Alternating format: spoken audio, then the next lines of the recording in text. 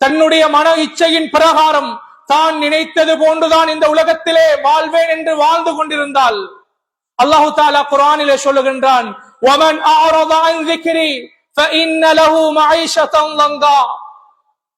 நல்லுபதேசத்தை புறக்கணித்து வாழக்கூடிய ஒவ்வொருவருக்கும் நெருக்கடியான வாழ்வு இருக்கிறது என்பதாக அல்லாஹு தஆலா குர்ஆனிலே குறிப்பிடுகின்றான். எனவே இந்த உலகத்தில் வாழக்கூடிய நாம் எத்தனையோ பாவங்களை செய்து கொண்டிருக்கிறோம். அறிந்தும் அறியாமலும் தெரிந்தும் தெரியாமலும் எத்தனை விதமான பாவத்தை செய்து கொண்டிருக்கிறோம். உதாரணமாக ஒரு சிறு பிள்ளையை அழைத்து விபச்சாரம் என்றால் அந்த குழந்தை சொல்லும், இது எங்களுடைய மார்க்கத்தில் ஹராம். பெரியோரிடத்தில் சொன்னால் சொல்லுவார்கள், எங்களுடைய மார்க்கத்தில் ஹராம், இதனை செய்யக்கூடாது, இதனை செய்தால் தண்டனை இருக்கிறது. புறக்கணிப்பார்கள், விலகிக் கொள்வார்கள். மதுபானம் என்றால் எங்களுடைய மார்க்கத்தில் ஹராமாக்கப்பட்டிருக்கிறது, இதனை அருந்தக்கூடாது, இது ஹராம் என்று ஒதுங்குகின்ற சமூகம் எங்களுடைய இஸ்லாமிய சமூகம்.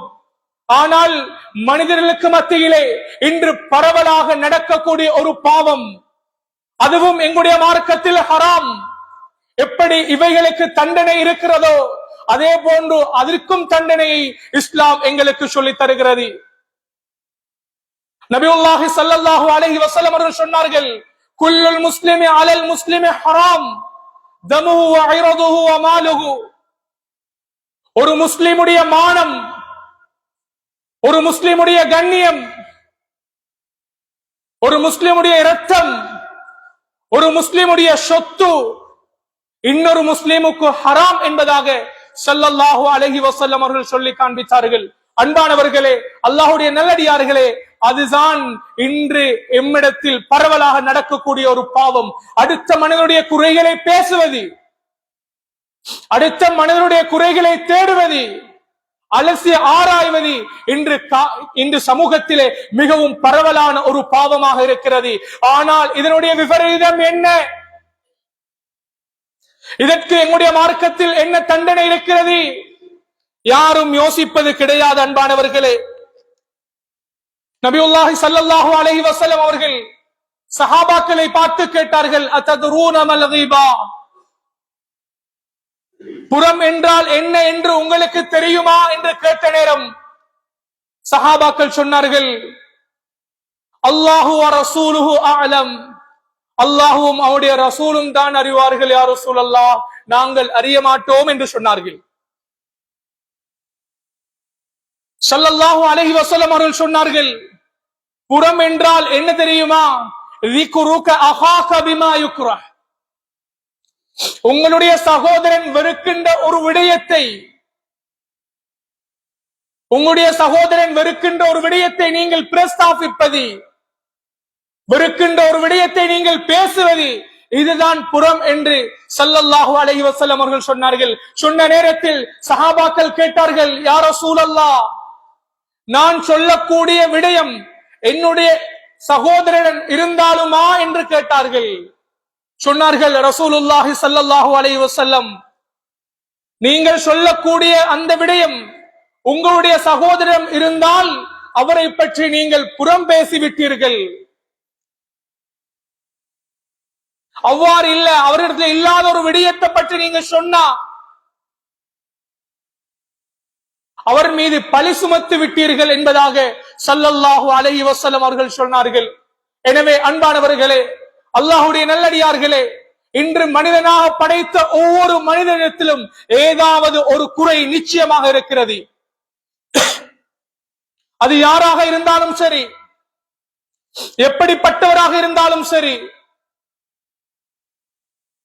அனைவரிடத்திலும் ஏதாவது ஒரு குறை நிச்சயமாக இருக்கிறது. அந்த குறையைத்தான் பேச வேண்டாம்.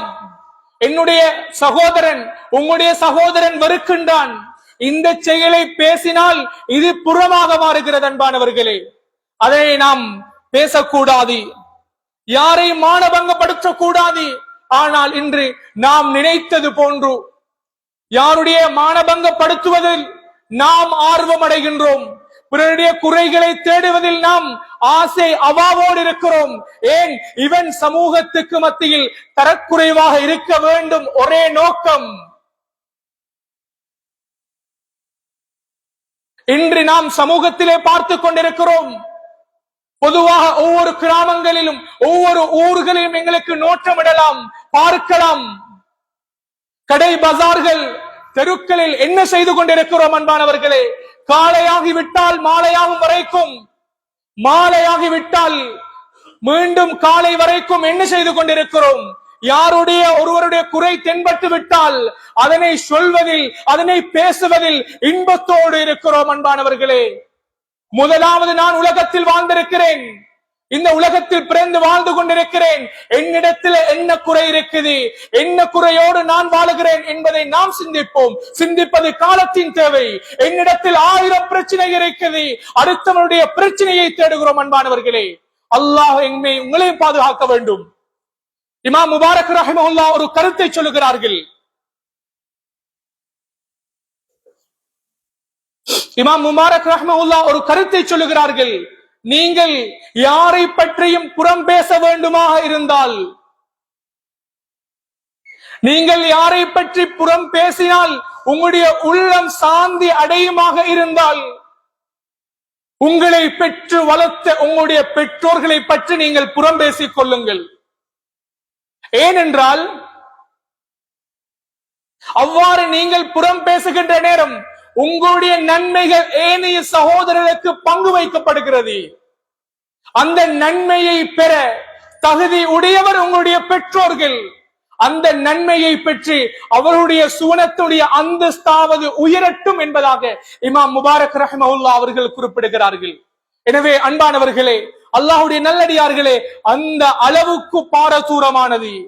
எவ்வளவு நன்மை செய்தாலும், இரவு பகல் முழுவதும் சுஜூதுல இருந்து எவ்வளவுதான் கஷ்டப்பட்டாலும், சதகா, தானம், தர்மம், எப்படிப்பட்ட அமல்களை செய்தாலும், அடுத்த மனிதனுடைய குறைகளை பேசுவது எங்களுடைய மார்க்கத்தில் ஹராம் என்றிருந்தால் ஏனைய இதர அமல்கள் எப்படி கபூலாகும், எப்படி ஏற்றுக்கொள்ளப்படும்? அன்பானவர்களே, ஒரு கணம் சிந்திப்போம். இன்று நாம் ஒரு மனிதன் ஒரு வியாபாரம் செய்கிறான் அல்லது ஏதாவது ஒரு தொழிலிலே முன்னேற்றம் அடைகின்ற போது சமூகத்துக்கு மத்தியில் பரவலான ஒரு கருத்து வரும். இவர் கொஞ்ச நாளைக்கு முன்னால இப்படி இருந்தாரு, சரியான ஒரு கஷ்டம், ஆனா இப்ப மாஷா அல்லாஹ் இந்த பஜார்ல இப்படி இருக்குது, இப்படி இருக்கிறாரு, நல்ல பெர்ஃபெக்ட், எல்லாம் இருக்குது, சல்லி நல்லா புழங்குது, எங்கட பாசையில சொல்லுவாங்க. அன்பானவர்களே, இது ஆக பெரும் பாவம். எங்களுக்கு தெரியா நாங்க என்ன செய்யறோம், நாங்க என்ன சொல்றோம். இவர் இந்த வியாபாரம் செய்யறாரு, அல்லாஹ் பாதுகாக்க வேண்டும். அன்பானவர்களே, நாவு நலவின் மூலமாக நாவுக்கு நாம் வழிகாட்ட வேண்டும், பாவத்தின் மூலமாக வழிகாட்டக்கூடாது. நாம் ஒன்றை பேசுகின்றதற்கு முன்னால், கதைப்பதற்கு முன்னால் சிந்திக்க வேண்டும், நான் பேசுகின்ற விடயம் சரியாக இருக்கிறதா? ஒரு மனிதர் என்னிடத்தில் வருகிறார், ஏதாவது ஒரு தேவையை நோக்கி வருகிறார், அவருடைய உள்ளம் புண்படுகின்றவாறு நாம் பேசக்கூடாது. வார்த்தை என்பது விட்டால் எடுக்க முடியாது. ஒரு மனிதனுடைய உள்ளம் நோயடிக்கப்பட்டால் மீண்டும் அவனுடைய உள்ளத்தை சரி செய்ய முடியாது. எனவே அன்பானவர்களே, அல்லாஹ்வுடைய நல்லடியார்களே, சொல்லக்கூடிய வார்த்தை பிரயோகங்களை சரியான முறையில் பாவிக்க வேண்டும். யாரை பற்றியும் புறம் பேசக்கூடாது. இது ஹராம் என்று எங்களுடைய மார்க்கம் தவிர்த்திருக்க, நான் இதைத்தான் செய்வேன் என்றால் நான் மன்னிக்காத வரையில் ஒரு காலமும் அல்லாஹ் உங்களை மன்னிக்க மாட்டான். என்னை பற்றி புறம் பேசியிருக்கிறீர்கள், நான் மன்னிக்காத வரையில் ஒரு காலமும் அல்லாஹ் மன்னிக்க மாட்டான். அன்னை ஆயிஷா ரலியல்லாஹு அன்ஹா ரசூலுல்லாஹி ஸல்லல்லாஹு அலைஹி வஸல்லம் அவரிடத்துல ஒரு விஷயத்தை சொல்றாங்க. ஹதீஸுடைய அறிவிப்பாளர்கள் சொல்லுகிறார்கள், சஃபியா ரலியல்லாஹு அன்ஹா அவங்க கொஞ்சம் கட்டையானவங்களாக இருந்தாங்க, இந்த விஷயத்தை தான் நாடி இருப்பாங்க. இப்படி சொல்ற நேரம் ரசூலுல்லாஹி ஸல்லல்லாஹு அலைஹி வஸல்லம் அவர்கள் ஆயிஷா ரலியல்லாஹு அன்ஹா அவங்கள பார்த்து சொன்னாங்க, யா ஆயிஷா, லகத் குல்தி கலிமத்தன் லவ் முஸ்தத் பிபாஇல் பஹ்ரி லமஸஜதஹுனாங்க. ஏ ஆயிஷாவே ரலியல்லாஹு அன்ஹா, நீங்க சொன்ன வார்த்தை இருக்குதல்லவா, கடல் நீருடன் கலக்கப்பட்டால் கடல் நீருடன் கலக்கப்பட்டால் அதை கூட அது மாற்றிவிடும் என்றார்கள் ஸல்லல்லாஹு அலைஹி வஸல்லம் அவர்கள்.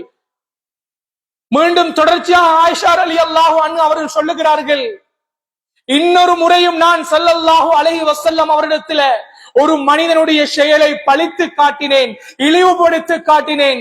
ஸல்லல்லாஹு அலைஹி வஸல்லம் சொன்னார்கள், எனக்கு விருப்பமான இன்ன பொருளை தந்து பிறரை இழிவுபடுத்த சொன்னாலும், பிறரை கேவலப்படுத்த சொன்னாலும், பிறரை மானபங்கப்படுத்த சொன்னாலும் ஒரு காலமும் நான் செய்ய மாட்டேன் என்றார்கள் ஸல்லல்லாஹு அலைஹி வஸல்லம் அவர்கள்.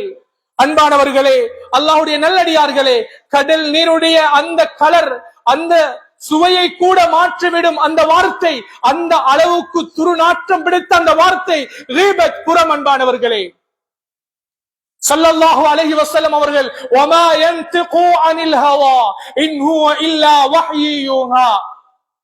ஸல்லல்லாஹு அலைஹி வஸல்லம் அவர்கள் தான் நினைத்ததை சொல்ல மாட்டார்கள், இல்லா வஹ்யு யூஹா, அது வஹ்யை தவிர வேற எதுவும் இருக்காது. அன்பானவர்களே,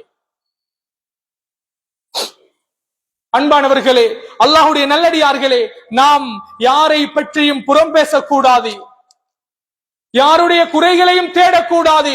இந்த உலகத்திலே வாழக்கூடிய நாம் நல்ல மனிதர்களாக வாழ பழகுவோம். அன்பானவர்களே, பிறருடைய குறைகளை கண்டால் அழகான முறையில் எடுத்துச் சொல்லுவோம். அதற்கான வழிமுறைகளை இஸ்லாம் எங்களுக்கு வகுத்து தந்திருக்கிறது. இன்று உதாரணத்திற்காக ஒருவருடைய ஏதாவது குறையை கண்டுவிட்டால் அடுத்த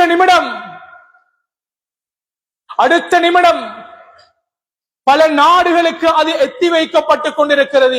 இவர் நினைக்கிறார் எனக்கு பெருமை, செய்யறது ஹராம். அன்பானவர்களே, ஒரு மனிதனுடைய குறையை காணுகிறோம்.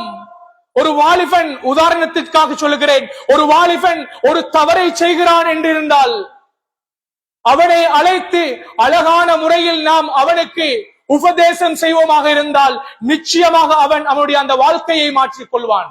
ஆனால் எங்களுடைய சமூகத்தில் இன்று என்ன நடக்கிறது? இதற்கு மாற்றமான முறையில் ஒரு வாலிபனிடத்தில் ஏதாவது ஒரு தவறை கண்டுவிட்டால் மறுகணம் இவரை விட்ட ஆள் இல்ல, நான் தான் மமதையோட பெருமையோட முழு சபைக்கு முன்னால வச்சு அந்த பிள்ளைய மானபங்கப்படுத்தி கேவலப்படுத்துற சமூகம் இன்று எங்களுடைய சமூகமாக மாறிக்கொண்டிருக்கிறது. அன்பானவர்களே, பிள்ளைகளை அழைச்சி அன்பாக ஒரு உபதேசத்தை சொன்னா நிச்சயமாக சத்தியமாக அந்த பிள்ளையுடைய அந்த விடயங்களை மாற்றிக்கொள்ளும். மனிதன் என்ற வகையில் யாருக்கும் எந்த நேரத்திலும் தவறுகள் வரலாம். அதனை மறைத்து நானும் இப்படிப்பட்டவன் தான், அப்படியாக இருந்தால் எங்களுடைய தூதர் ஸல்லல்லாஹு அலைஹி வஸல்லம் அவர்கள் சொல்லியிருக்க வேண்டும். என்ன சொன்னார்கள்? எனக்கு விருப்பமான இன்ன பொருளை தந்தாலும், இன்றைக்கு யாராவது ஒருத்தர் வந்து உங்களுக்கு நான் இவ்வளவு சல்லிதாரேன், இல்லைன்னா இவ்வளவு சொத்து தாரேன்டா, அடுத்தவனை கேவலப்படுறதுக்கு நாங்க இன்றைக்கு தயாராக இருக்கிறோம். அன்பானவர்களே, அவருடைய மானத்துல கையெடுக்கிறதுக்கு நாங்க தயாராக இருக்கிறோம். அல்லாஹ் என்னையும் உங்களையும் பாதுகாக்க வேண்டும். நபியுல்லாஹி ஸல்லல்லாஹு அலைஹி வஸல்லம் சொன்னார்கள், இதா அஸ்பஹ இப்னு ஆதம் ஃபஇன்னல் அஅதாஅ குல்லஹா துகஃபிருல் லிசான் இத்தகில்லாஹ ஃபீனா நஹ்னு ஃபஇன்னமா நஹ்னு பிக். ஆதமுடைய மகன் காலை பொழுதை அடைந்து விட்டால் அவனுடைய ஒவ்வொரு உறுப்புகளும் அவனுடைய நாவை இகழ்ந்து சொல்லுகிறது, எங்களுடைய விடயத்தில் நீ அல்லாஹுவை பயந்து கொள்வாயாக, எங்களுடைய விடயத்தில் நீ எங்களை அல்லாஹுவை பயந்து கொள்வாயாக. நீ சீராக இருந்தால் நாங்களும் சீராக இருப்போம். நீ வளைந்து விட்டால் நாங்களும் வளைந்து விடுவோம். நீ பாவத்தின் பால் மூழ்கி விட்டால் நாங்களும் மூழ்கி விடுவோம்.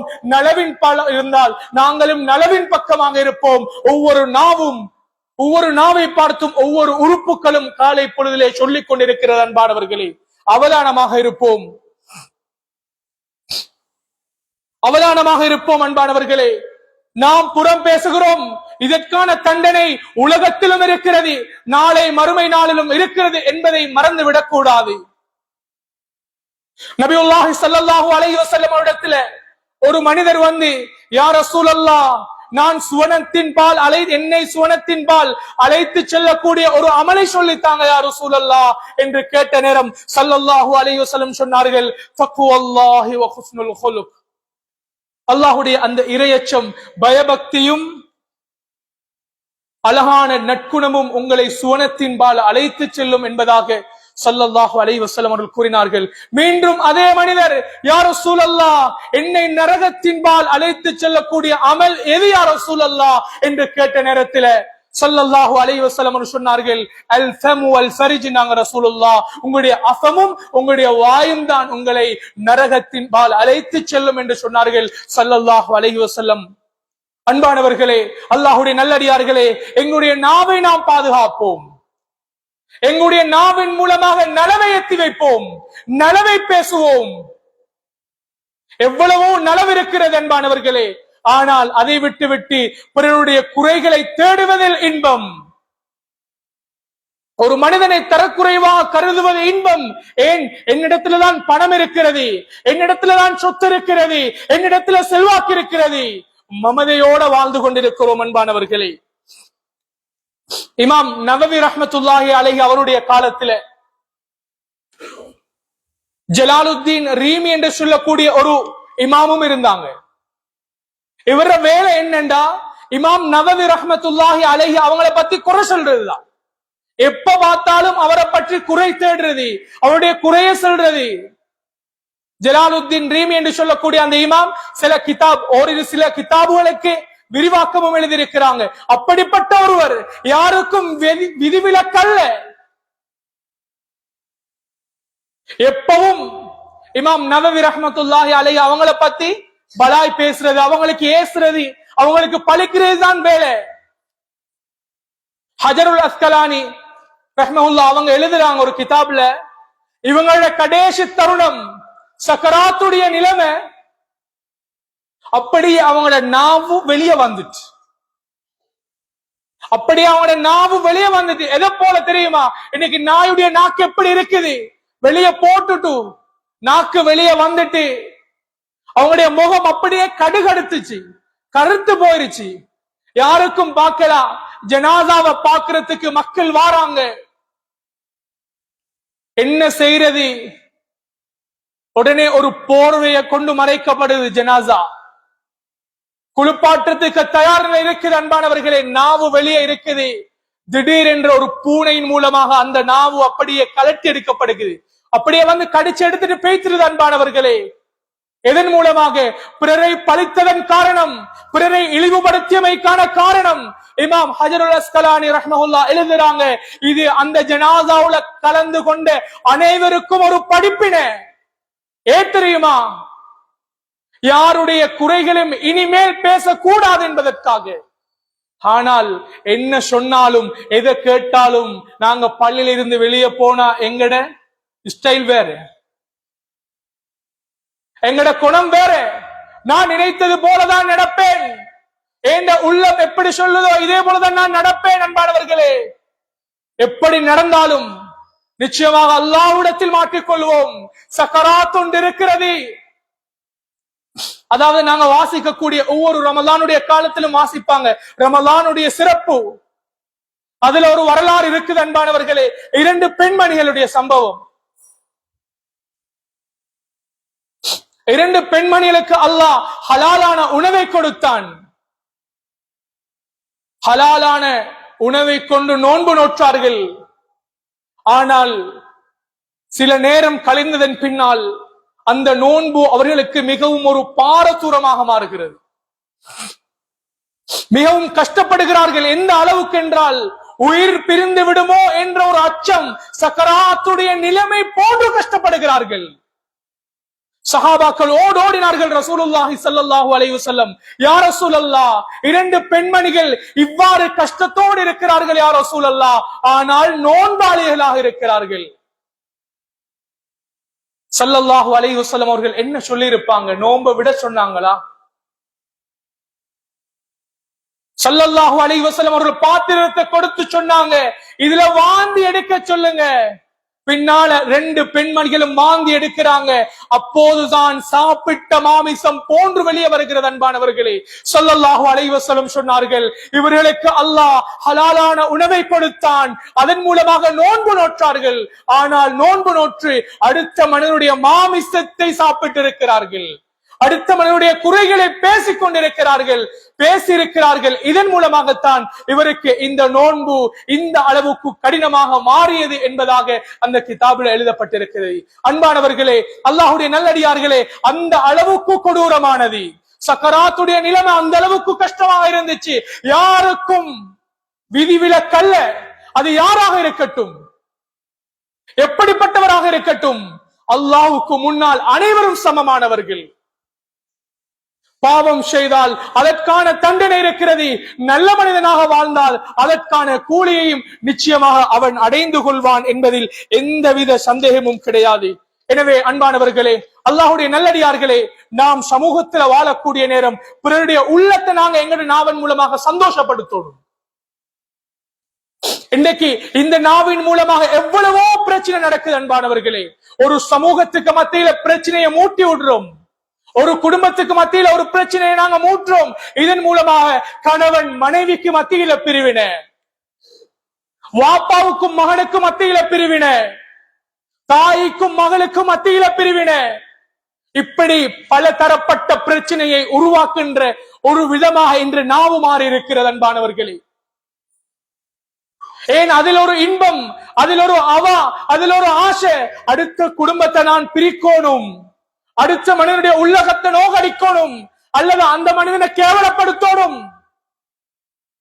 இவர் ஒரு வண்டியில பெய்த்தாரு, இல்லண்டா ஏதோ ஒரு விதமான பைக்ல ஏதோ ஒரு வாகனத்துல பெய்த்தாரு, இன்னொருத்தரை கண்டுட்டா ரோட்ல போற நேரம் அவர் இப்படிப்பட்டவர், இவரோட நீங்க வியாபாரம் செய்ய வேண்டாம், இவர் இப்படி பொய்யன், இவன் கள்ளன், யாருக்கும் பேசலாம், யாருக்கும் உரிமை கிடையாது. குல்லு முஸ்லிமின் ஆலல் முஸ்லிமே ஹராம். ஆரம்பத்தில் சொன்னது அன்பானவர்களே, என்னுடைய மானத்தை போக்குவது உங்களுக்கு ஹராம், செய்ய முடியாது. நம்பிக்கை துரோகம் நடக்க கூடாது, மார்க்கம் ஹராமாக்கி இருக்கிறது. அன்பானவர்களே, எத்தனையோ நம்பிக்கை துரோகங்கள், எதன் மூலமாக எத்தனையோ நண்பர்கள் அழகான வாழ்க்கையை வாழ்ந்து கொண்டிருக்கிறார்கள், அழகான முறையிலே வாழ்ந்து கொண்டிருக்கிறார்கள், எந்த விதத்திலும் துரோகம் செய்தது கிடையாது. சிறிய கோல்மூட்டின் மூலமாக, புறம் சொல்லுவதன் மூலமாக அவருடைய உறவுகள் துண்டிக்கப்படுகின்ற சமூகமாக இன்று எங்களுடைய சமூகம் மாறி இருக்கிறது.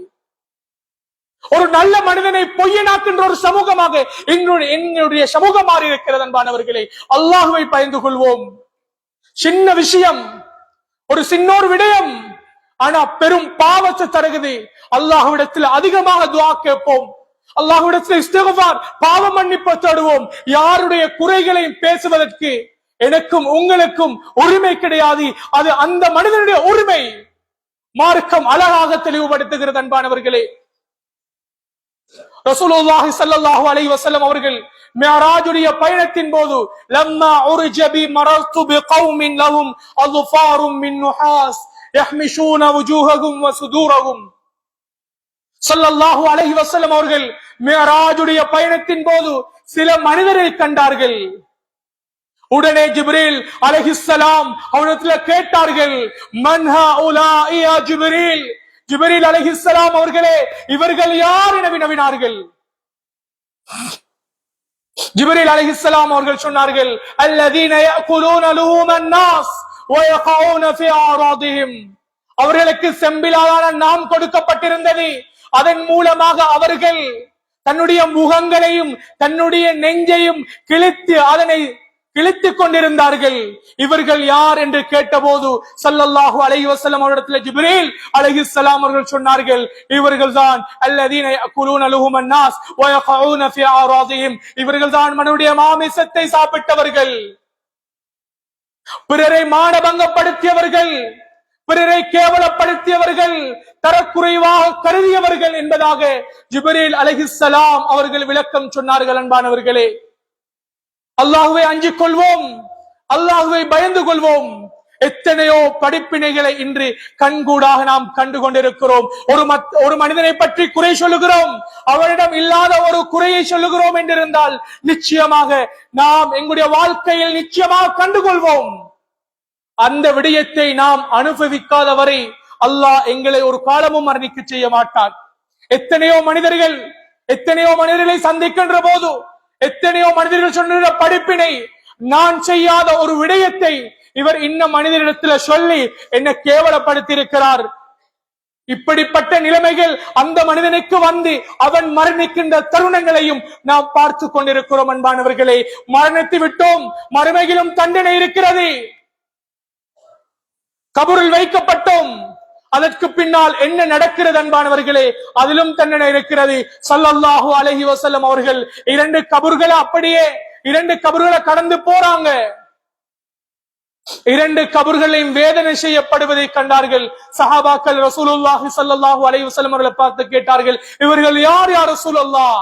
ஸல்லல்லாஹு அலைஹி வஸல்லம் சொன்னார்கள், இதில் ஒருவர் சிறுநீர் கழிக்கின்ற போது மறைக்காதவர், அடுத்த மனிதர் புறம் பேசியவர் என்பதாக ஸல்லல்லாஹு அலைஹி வஸல்லம் அவர்கள் சொல்லிவிட்டு பச்சை ஈச்சம் அட்டையை எடுத்து 2ஆக கிழித்து அந்த கபரின் மீது நட்டி வைத்து விட்டு சொன்னார்கள், இந்த ஈச்சமர இலை காயாமல் இருக்கும் காலமெல்லாம் இந்த இவருடைய கபருடைய வேதனை குறைக்கப்படும் என்பதாக ஸல்லல்லாஹு அலைஹி வஸல்லம் அவர்கள் சொன்னார்கள். எனவே அன்பானவர்களே, அல்லாஹ்வுடைய நல்லடியார்களே, என்ன சொல்ல வாரோம் என்றா, உலகத்துல வாழ்றது கொஞ்ச காலம், உலகத்துல வாழ்றது கொஞ்ச காலம். மனிதர்களை புரிந்து நடப்போம், பிறருடைய குறைகளை மறைத்து வாழ்வோம்.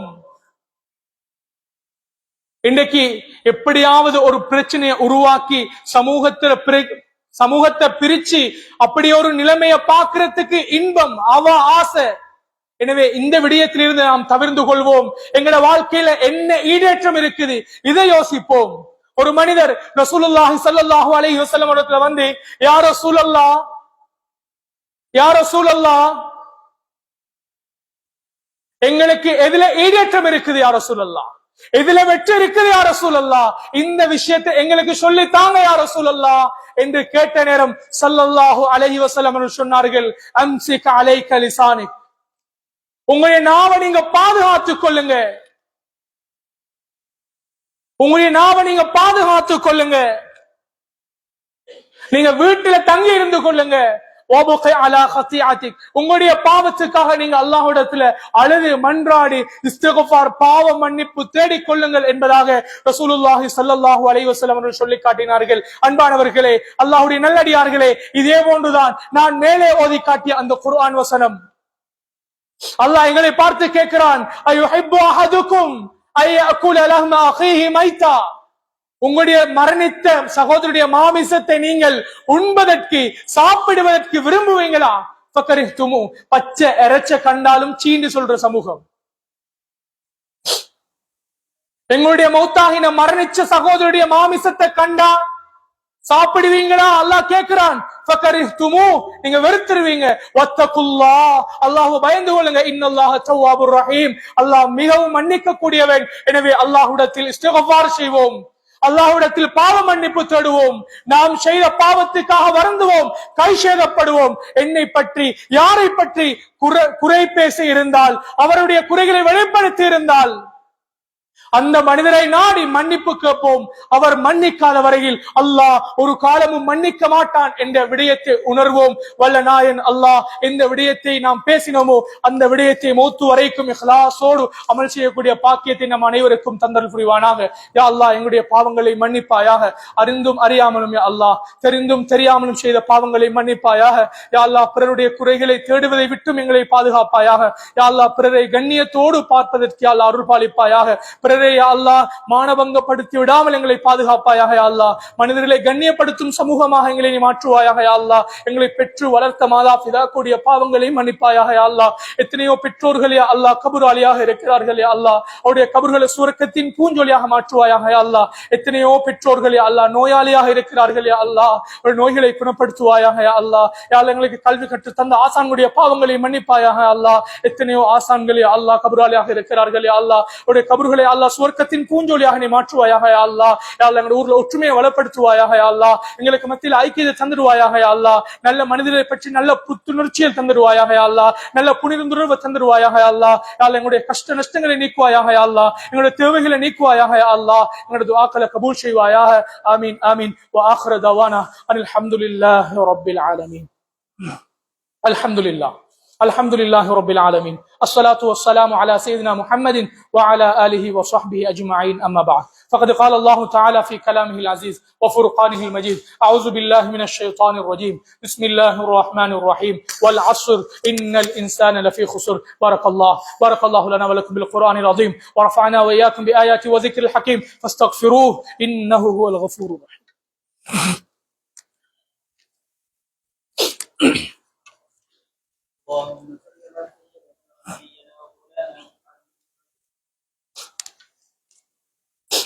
الحمد لله حمدا كثيرا طيبا كما أوجب وأمر، وأشهد أن لا إله إلا الله، وأشهد أن محمدا عبده ورسوله سيد الخلق أجمعين. أما بعد فيا عباد الله، أوصيكم وإياي أولا بتقوى الله، فإن التقوى تنجيكم من عذاب النار وتدخلكم في الجنة.